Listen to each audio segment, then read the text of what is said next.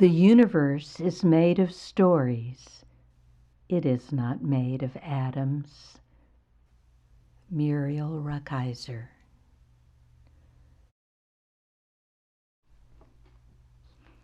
Hello, my name is Meg Brady, and I am the director of YourStory, Record and Remember, a project devoted to the recording of life stories in Salt Lake City, Utah.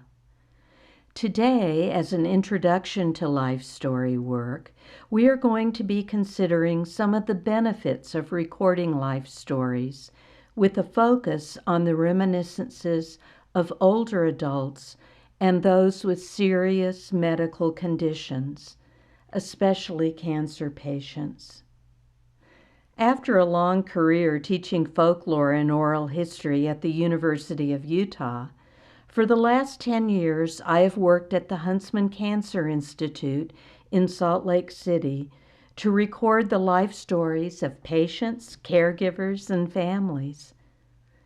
The experience has been a truly incredible opportunity for me, and I want to be able to share the knowledge I've gained from all the fascinating life stories I've recorded. I have frequently been asked to give workshops about life story recording for hospice volunteers, nurses, and social workers, among others.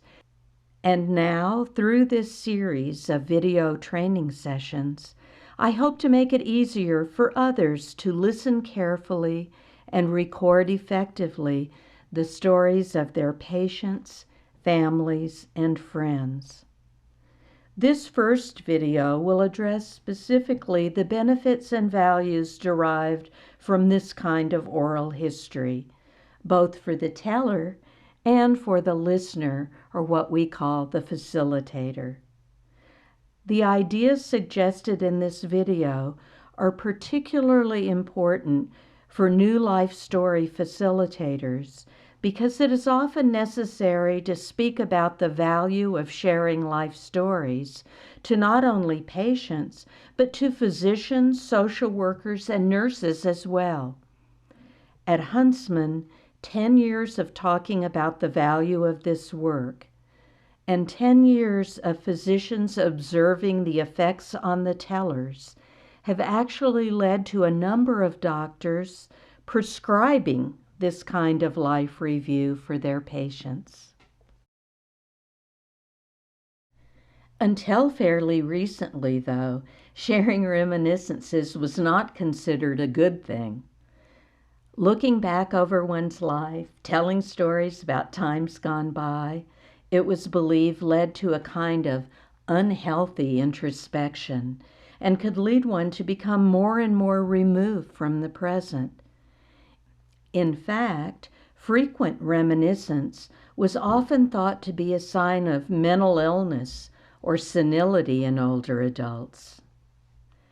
However, from the 1960s, with the pioneering work of Robert Butler, several trends started to emerge that pointed towards not only the acceptance of reminiscence as a normal part of aging, but also to the real value of remembering and telling about one's life. Butler himself wrote that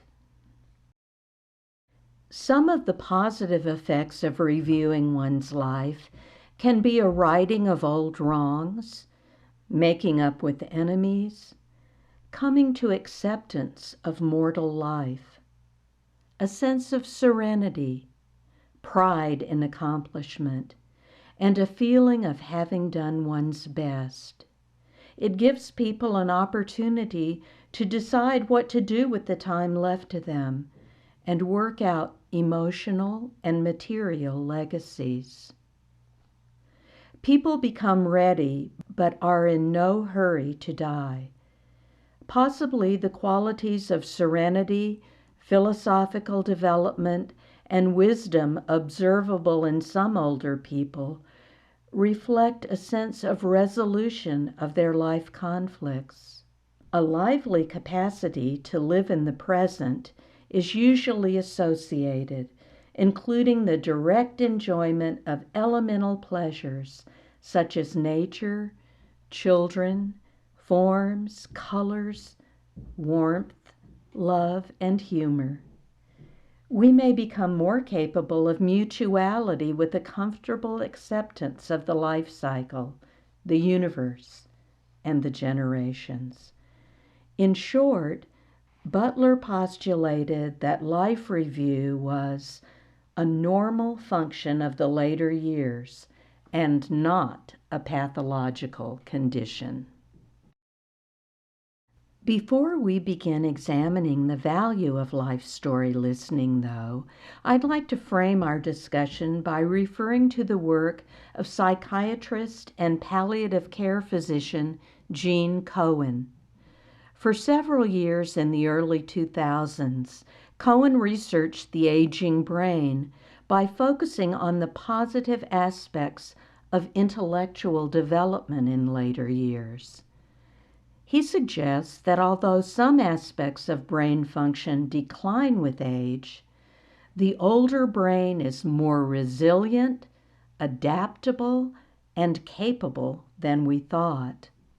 While some of the people you will be recording will no doubt be younger than age 40, the age Cohen begins his study of the aging brain, unfortunately, this is most commonly because their own lives have been upended by a diagnosis that could potentially be terminal. The diagnosis has actually speeded up some of the developmental stages of physical and emotional growth usually experienced in later years. Cohen's work, especially his book, The Mature Mind, published in 2005, revolutionized our understanding of the aging process. Grounded in the results of a series of research projects he conducted, the insights explored in The Mature Mind are particularly fascinating for those of us engaged in eliciting and recording life stories. Dr. Cohen points out that autobiographical writing and storytelling among older adults is common and that it stems from a variety of impulses. Some of these impulses are psychological and others are physical. Interestingly, for example, autobiographical expression in the second half of life appears to be an example of the involvement of both of the brain hemispheres. When we're young, for example, we tend to favor one side of the brain over the other.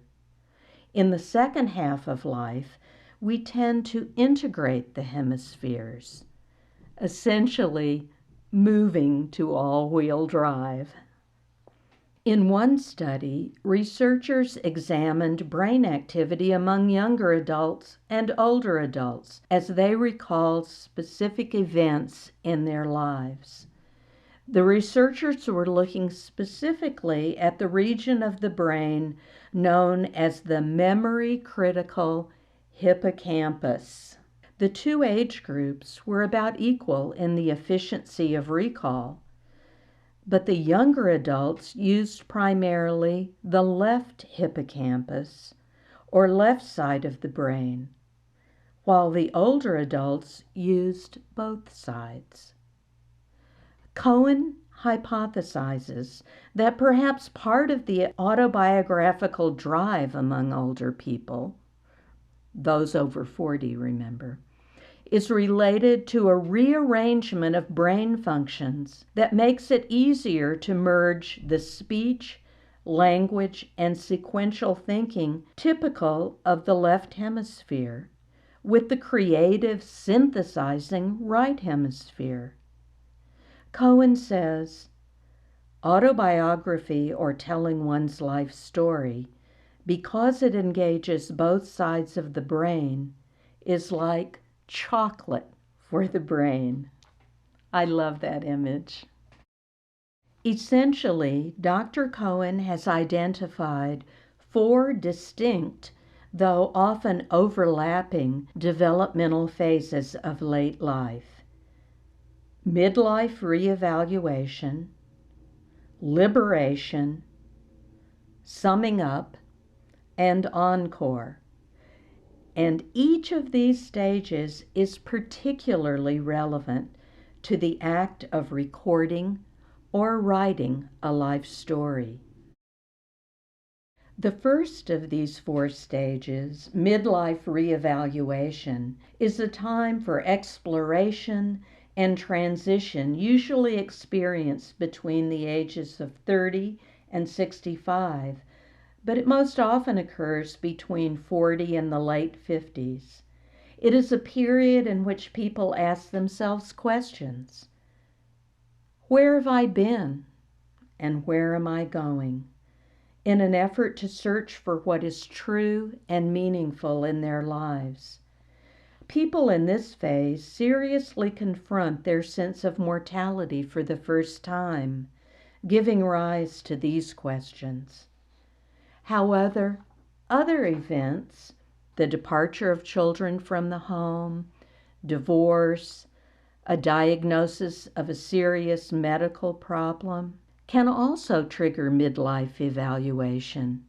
In addition, the brain changes to spur on developmental intelligence, which is the basis for wisdom. Imparting that wisdom to future generations, of course, becomes a significant motivation for telling one's life story.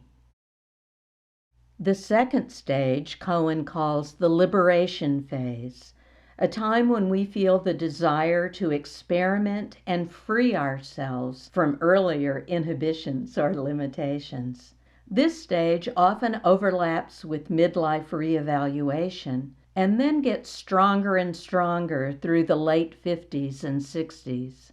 As this is happening, Cohen points out that our brains undergo significant physiological changes, including sprouting new connections between brain cells and the more balanced use of the 2 brain hemispheres that we've already mentioned. The third phase, the summing up phase from the late 60s through the 80s and early 90s, can be a time of recapitulation, resolution, and review. This is the phase perhaps most directly of interest to us, since this phase is often the one where more formal autobiographical impulses, memoirs, scrapbooks, personal oral histories, and so on, are acted upon. In this phase, says Cohen, people are re-examining and assessing their lives, looking back not only at what happened, but at what they learned from it.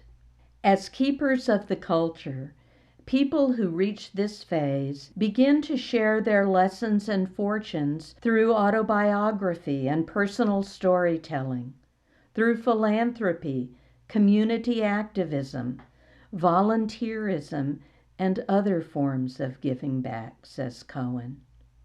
They are also often motivated to develop creative new strategies for dealing with unresolved conflicts and unfinished business. Moreover, as Pat McNeice suggests in commenting on Cohen's work, as we age, we have a stronger impulse to tell our life story.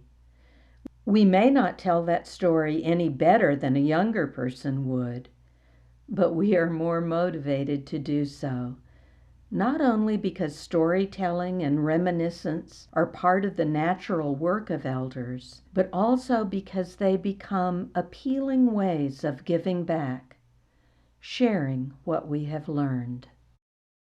The final phase, encore, is what Cohen calls a variation on a theme. The desire to go on and remain vital that often manifests itself in new kinds of creativity and social engagement.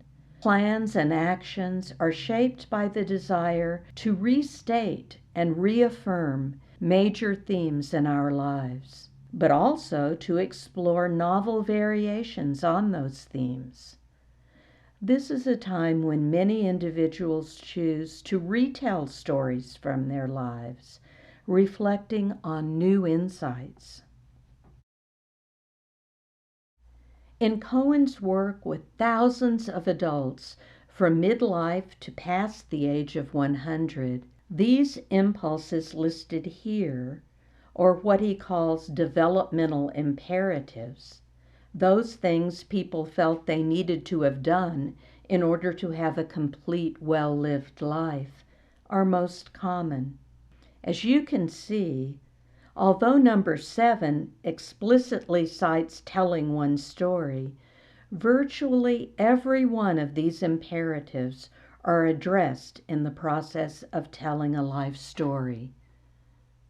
To get to know oneself and be comfortable with oneself. To learn how to live well. To have good judgment. To feel whole psychologically, interpersonally, spiritually, despite loss and pain. To live life to the fullest, right to the end. To give to others, one's family and community. To tell one's story. To continue the process of discovery and change. To remain hopeful despite adversity. With these understandings of the aging process as a positive experience in which adults become more and more involved with the telling of their stories, we can move on to look at some much more specific values associated with that storytelling process and listen to some of the recordings that reveal these values. First of all, when someone tells another the details of a life, the very process encourages a kind of identity construction that reveals a person's values and beliefs, along with reminiscences about specific incidents. Throughout our lives, we are constantly defining and redefining who we are. Every time we tell a story about the past, we reform that story to fit the particular context in which we are telling it. At the same time, we are evaluating who we were when the past event took place in light of our own present experience and new understandings about not only our personal history, but about the world in general. As we age, the process of identity construction and self-definition hold even greater meaning because we're actively participating in the evaluation process that identifies where meaning lies in the lives we've lived. Through the very process of telling one's life, an individual can realize, perhaps for the first time, how valuable the life they've lived actually is. For example, one day I received a phone call from a woman who wanted to make an appointment for her mother to record her life story. I explained that it was important that her mother actually did want to do the recording. However, when they arrived at the agreed-upon time, I could tell that Mrs. Jones, as we'll call her, was not at all happy. After introductions were made, I suggested that Mrs. Jones didn't seem very happy to be there. She responded quickly with, "Well, I'm not. I've had a boring life, and I really have nothing to say." I pointed out that I'd recorded over 700 life stories at that time, and I'd never heard a boring one. She retorted, "Well, get ready." After we talked a little more, I asked if I might try recording her for just 10 minutes, and if at the end of that time she wanted to stop, we could easily do so. She agreed. 2.5 hours later, I had to stop our session because another patient was waiting outside to record. Mrs. Jones came back 2 more times for extended recording sessions. And as we completed our work, she said, "You know, Meg, When we first got together, I thought I'd led a boring life.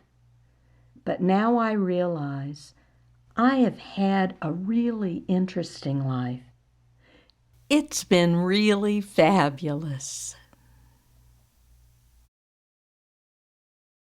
As people record stories about their early lives, the values they hold dear emerge in different ways. Don Desimone, or Roadhog as he was known by his fellow hobos, was crowned King of the Hobos in 1992. Orphaned at a young age, he left the orphanage at the age of 16 to strike out on his own by learning to ride the rails. In this story about those early experiences, it's quite clear that Don is proud of the kind of man this way of life has shaped him to be. It is easy to identify specific values that define Don's sense of self. See if you can identify the most salient values he holds dear as you listen to this story. I was 16 at the time when I rode my first rail. And I caught the train out of Roseville, California. It was just north of Sacramento. That was the biggest rail terminal in Northern California. They had 60 tracks going across the yard. And they made up trains there for the east. They made up trains for LA, Oakland, and they also made up trains that would go up to Portland, Oregon. And then from Portland you'd pick up on the Great Northern Railroad that would take up into Seattle. And you could ride the High Line out of Seattle going over to Minneapolis and places like that, see. And that was a big train yard. And on my first ride there, I rode with 4 veterans of the Great Depression. They were all in their 50s and 60s. And they were all World War II veterans. They had fought in the Second World War. And I guess some of them were probably left home or divorced from their wives or this or that, and they just wanted their freedom. And I wanted to tag along with them, being a road kid. And they says, you're welcome to come along as long as you help in the camp. You help get the wood and the water and stuff like that. So I learned the ropes real quick. And I rode with them. I rode with them for about 4 or 5 days and jungled out with them. And, in that 4 or 5 days on the road, that got me hooked the rest of my life because I found a way of survival, a way of living. The very first ride. I rode with the very cream of the crop. I rode with some of the best bulls one could ever ride with. And we had jungles along the tracks. We had our hobo camps. And more or so, they were peaceful. They were peaceful places. We all got along. We watched each other's gear, our bedrolls, our packs, and stuff like that. And if we had a bully come into camp, some guys just thought he was a tough guy, this or that. Everybody would grab their bedroll or their gear and get away from it, to leave him by himself. You know what I mean? We didn't like those kind of people, And what we did is we just kind of watched each other's back, and if there was a tough guy like that, some old man would put him down real quick, That's a jungle is a hobo camp. That's what we call it, a jungle. It's just it's a camp along the railroad tracks, where after we get off the train, it's like we'd meet, we'd congregate. Sometimes the hobos would get off trains from all different directions, coming out of the north, the south, the east, the west, and we'd congregate in the jungle. We'd have our backpacks there and our bedrolls, and then we would try to promote a stew. Get a stew going. We had a stew pot there, and some of us would go into town where the others watched the camp. And when we went into town, this is what a real hobo is all about now. I went to a meat packing plant, and I knocked on the door, and I told the guy we're trying to get a stew. Come off a freight train, trying to get a stew together, and I did some work at the meat packing plant. I swept some lockers and this and that. And the foreman of the place, he gave me a big package of stew meat. Then they had a produce shed close to the railroad tracks, they had spuds.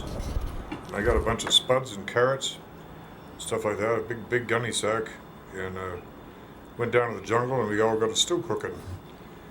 And then, of course, being the younger person in the camp, in the jungle, I'd make a wood run. I'd climb in empty boxcars and get wood.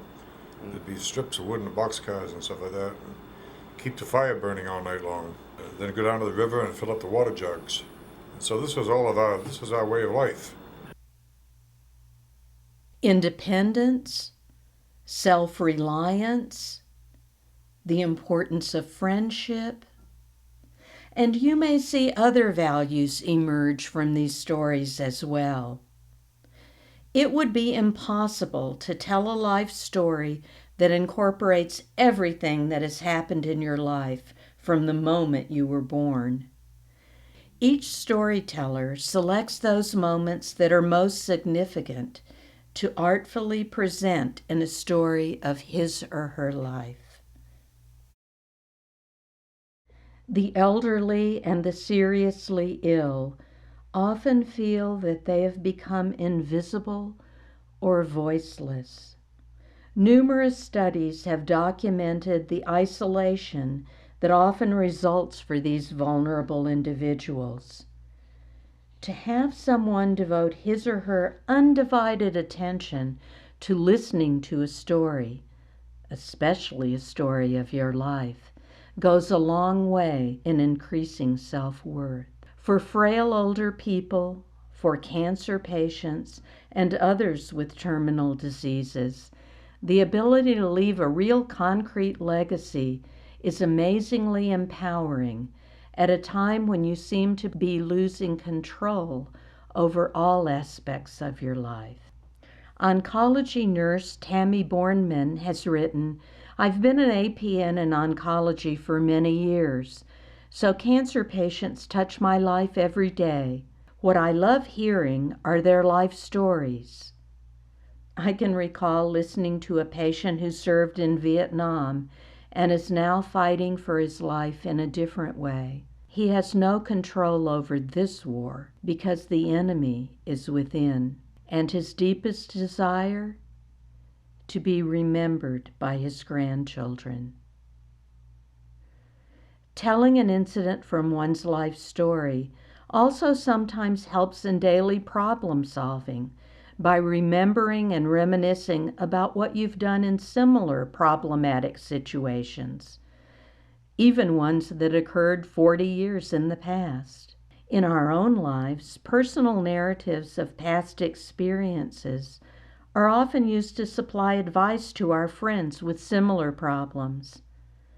In telling incidents that happened long ago, frequently the storytellers will realize anew the fact that overcoming adversity and dealing with difficult situations has in fact made them stronger, more resilient individuals.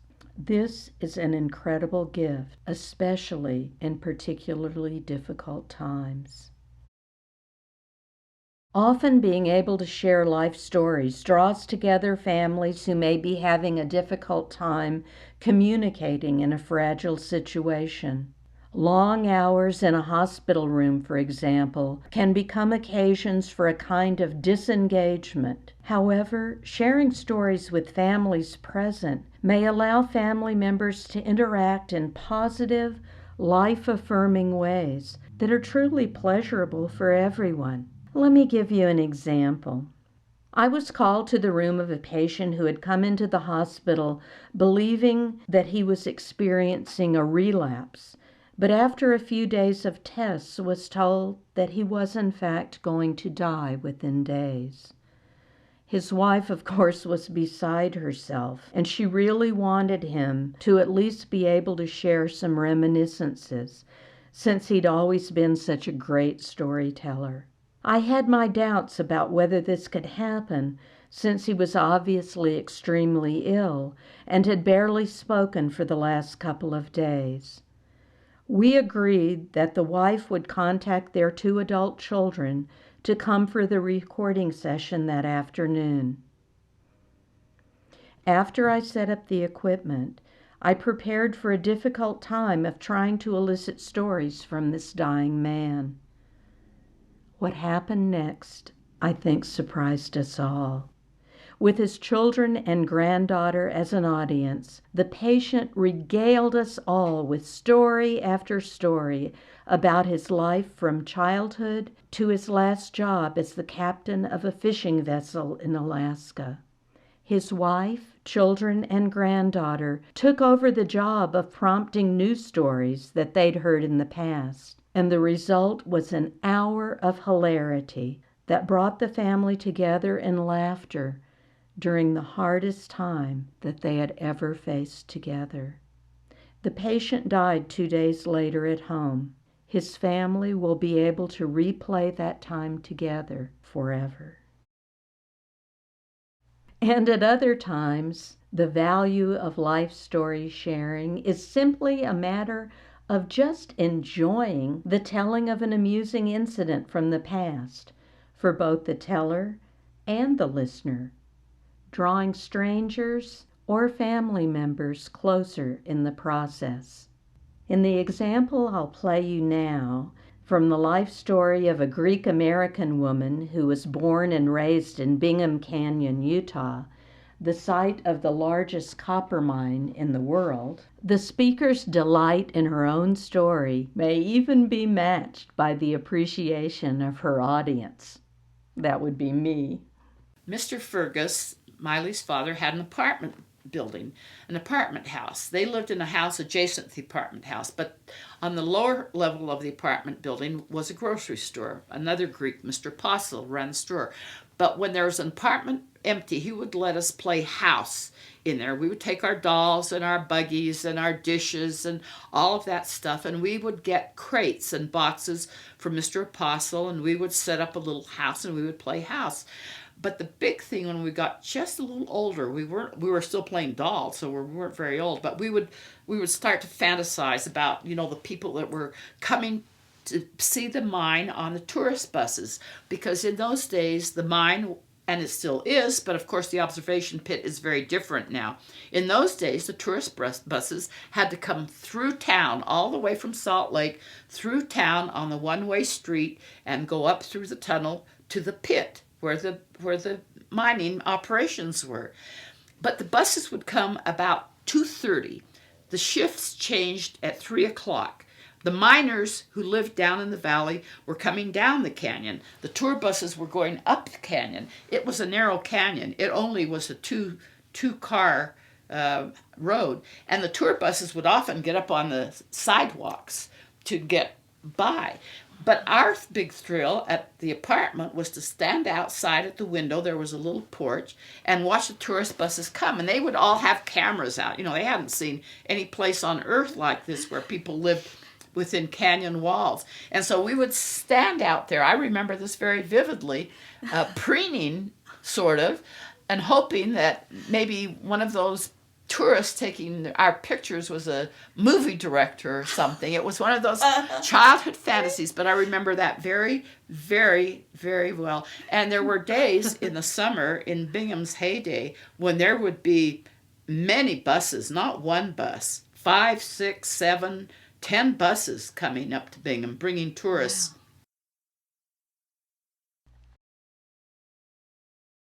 As we tell stories of our past experiences, they help us to integrate all the things that have happened into a more coherent narrative, and we begin to understand how those pieces of our lives actually fit together.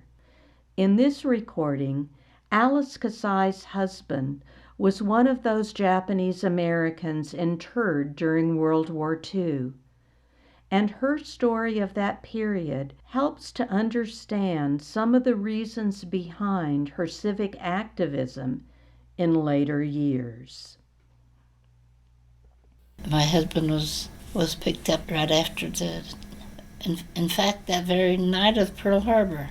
He was in Idaho having dinner with his friends, and the FBI had the sheriff up there go pick up my husband and put him in jail.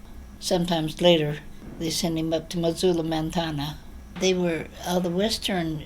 These people that were picked up were sent there first to Missoula, Montana. And then they were just sent here and there during the war years. I don't know why they had to send them all over the place. First Missoula, Montana, and then they sent them down to Santa Fe, New Mexico, and Camp Livingston, Louisiana, Bismarck, North Dakota, and Fort Sill, Oklahoma. And I was getting ready to join him at Crystal City, Texas, from where I was living on 2nd Avenue. I was getting somebody to take care of our home in my absence. And all of a sudden, he came home. They brought him home without any forewarning or anything after 2 years. We had letter exchanges, but they were all censored, just like prisoners' letters. No wonder then that Mrs. Kasai devoted much of her later years to supporting and encouraging other Asian Americans in a variety of ways. Stories of the difficult times she and her husband experienced during the war provide a very useful context for the listener to understand the rest of her life of devoted service. When we share our most intimate feelings and experiences with another person, the closeness between us grows exponentially. Sometimes that intimacy is particularly difficult to achieve under fragile circumstances. One day, a social worker at the hospital where I record life stories approached me with a particular difficult problem. A fairly young woman was in her last days, and her 2 teenage daughters were so upset and scared about her terminal diagnosis that they simply refused to go into her room. They were just too uncomfortable and had already begun the grieving process in their own teenaged ways. The social worker and I discussed the possibilities and decided that I would record the daughters telling stories about their mother and the things that they had enjoyed doing together. This session in a small room near their mother's allowed the girls to relive some of the most wonderful times that they'd shared with their mother, and it moved them to a new place in their journey with her cancer. They still did not immediately want to go into her room, though. Their grandmother played the recordings we'd made to the patient, and even though she could not speak by that time, she smiled for the first time in weeks. And the girls did eventually come in and sit with their mother while the recording was played, and they were able, through their own recorded words, too difficult to initially speak in person, to tell her just how much they loved her. Another example of the integration of experience we spoke about earlier occurs when the teller creates and recreates a real sense of coherence and continuity of life experiences. Jane Noble of Snow, Idaho, tells of getting lost in Salt Lake City as a little girl, and her reactions to that experience tell a great deal about the kind of woman she would become. You got 4 kids in the back seat, and you got 2 in the front, mother and dad. And for us to go school shopping or anything, they really did like to go clear on to Salt Lake. Wow. Make a day of it. Go see sister and her husband and like that, and end up somewhere at a Chinese noodle parlor with us kids. Then see, you could get so many bowls of noodles and cut them in half.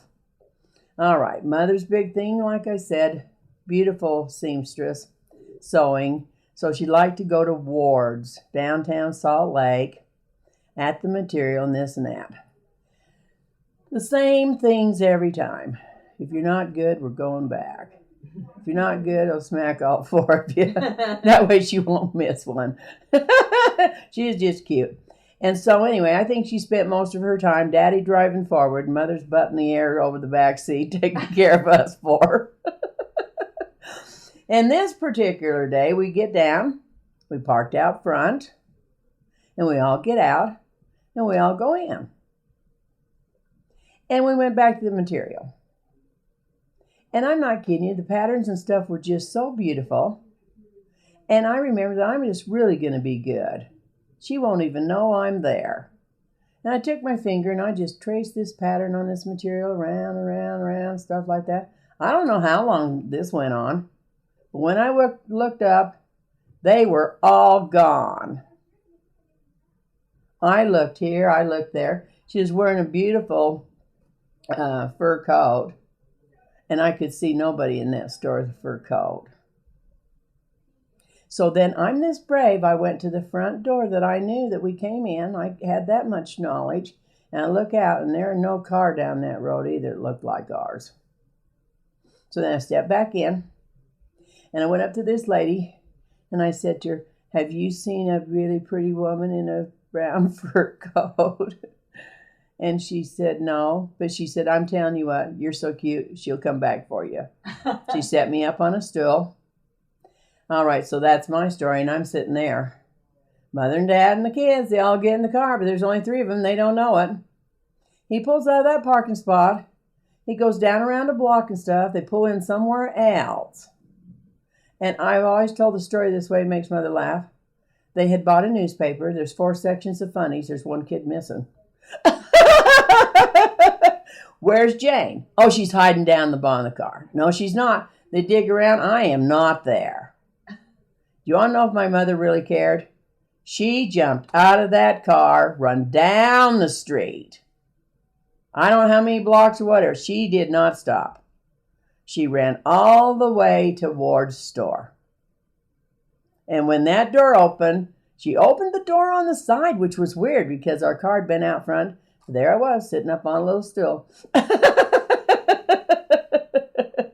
Things were quiet for a few minutes that day. But she was so glad to see me. Not glad she came back for me. So that was a fun story. How would you describe Jane just based on this one story? Resourceful? Smart? Family-centered? We know quite a bit about how Jane remembers herself as a young girl from just this one story. Now listen to a story Jane told later about her most recent visit to the hospital. Do you find any similarities in these stories? And I just really believe that you have to have laughter and fun, have your family close by, and to me, it's attitude, and that is your whole recovery process right there. If you can stay happy and keep moving, keep going, do what your doctors say, be a good patient and be good to yourself. And I really do believe this. There's not an I in team, and there's not an I in doctor, but there's an I in patient, and I have rights, and I want to be in on what's going on with my recovery and my diagnosis and everything that I'm doing. I wish the whole world could be as happy as Chuck and Jane and Wally have been. In these stories told about experiences Jane had more than 60 years apart, she depicts herself as having precisely the same values. She is who she has always been, and she is proud of it. These 7 values of life story recording for the patient storyteller can be summarized by the following key terms. Affirmation: I'm more than my disease. Those caring for me have acknowledged my personhood through listening to the stories of my life. Purpose: by doing this recording, there is still meaning to my life. I am contributing to others by leaving my legacy for my family, my friends, and perhaps for those I've never known. Pattern: I see more clearly a meaning to past experiences that often seem random and discontinuous. And finally, support. Having someone actively listen and encourage my life stories is bearing witness to who I am and the significance of my journey. The therapeutic value of such support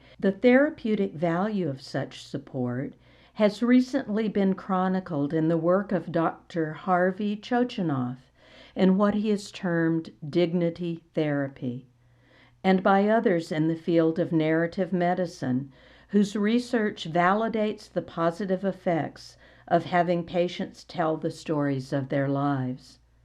Dr. Chochinoff has studied the effects of asking thousands of terminally ill patients about what they would most want remembered about their lives.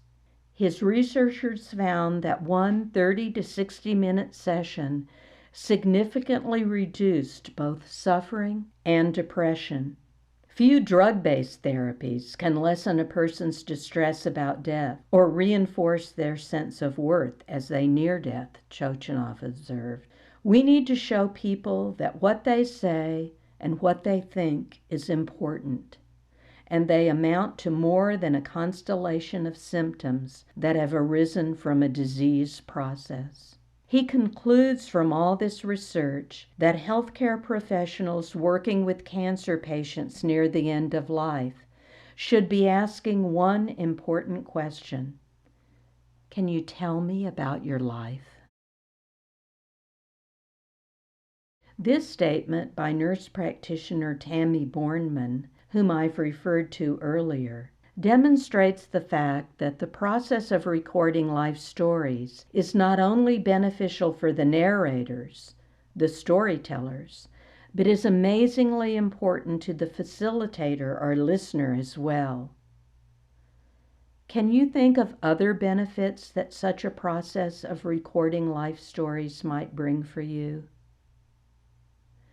Certainly, as we've seen in the work of Chochinoff and his research colleagues, this also provides another quite effective healing modality for the patient and for the nurse or listening facilitator. Finally, I want to share with you the words of artist Bevan Chipman. In the last weeks of his life, he recorded a life story that centered on his love of the arts, not only painting, but literature, music, and dancing. I'm thinking it was the 6th grade, because she was my 6th grade teacher. Mrs. Elmer took it upon herself to introduce the boys and girls to social dancing. Following, about in the afternoon, 2 or 3 o'clock, maybe 1 or 2 o'clock, the lower grades downstairs would have gone home, and so we all went downstairs where there was no classes being held, and Mrs. Mock was the music teacher, and she played the piano and foxtrots and waltzes, and we were given more or less dance instructions. And I just thoroughly enjoyed dancing, but will never forget, as long as I live, my introduction to social dancing with Mrs. Elmer. Mrs. Elmer, of course, I was in 6th grade, and I was fairly tall for my age, but I was still shorter than Mrs. Elmer. So Mrs. Elmer would take me out onto the dance floor, and whether I was used as an instructor or what, I don't know, but I would, get in dance position and put my arm around her shoulder or her waist, basically, and left hand held out, and my face my height at the time, it was just such that my face was just nestled between her bosoms, and she was, bless her heart, a large woman, and I will never forget whether it was rosewater or what, I don't know, but the aromas, perfumes, whatever she was wearing, and just foxtrotting and waltzing with Mrs. Elmer, and my face just nestled in her bosom. I think that should be a title for a book or something, or a song. Bevan's story reminds me of the words of Dr. William Wood about his own patients. This may seem obvious, but a truth we're often too busy to honor or to recognize. Every single one of our patients with cancer has a life story worth telling too. It's tempting to spend our time thinking and reflecting on our patients' noble struggles with cancer, their valiant battles against this terrible disease. But we forget sometimes that our patients were people with rich and complicated life stories before, and they still are, despite being patients. I wish that all of the patients I've cared for and lost along the way had the opportunity to tell their life stories and to record their hours upon the stage, demonstrating through their narratives that their lives were indeed not at all full of sound and fury, signifying nothing. And I might add, but rather, may they say, as our patient Mrs. Jones, who was initially reluctant to tell about her life because, according to her, it was boring, as she declared at the end of her recording sessions, "You know, I have had a very interesting life. It's been fabulous."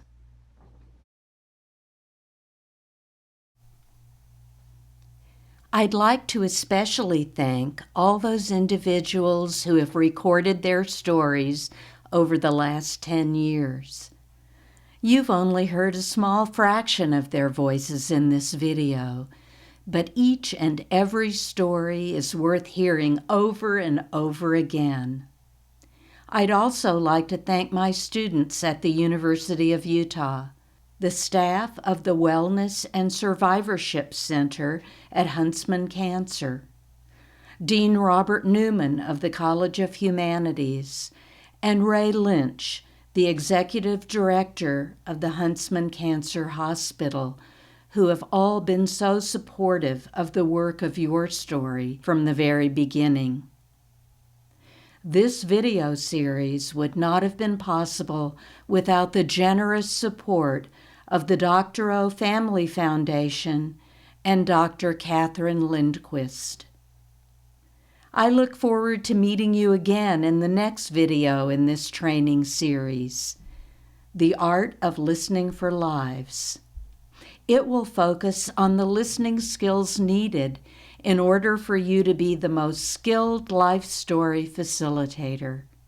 See you soon.